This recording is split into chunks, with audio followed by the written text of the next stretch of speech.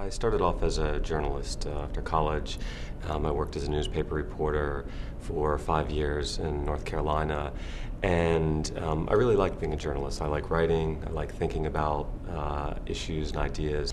And in the course of my work as a newspaper reporter, I often covered the courts. Yeah, my career as a journalist started here in the States, even though I trained in the UK. And so I worked for 3 weekly newspapers in New Jersey. And then it just dawned on me as I was working that I was actually enjoying my interactions with law more than I was the actual journalistic side of things. Within constitutional law, I focus on the First Amendment, which is a natural fit with my background as a journalist. Free speech, freedom of the press, freedom of religion, the Establishment Clause. I came here and met with a few professors, and they said, we have a very open door policy here.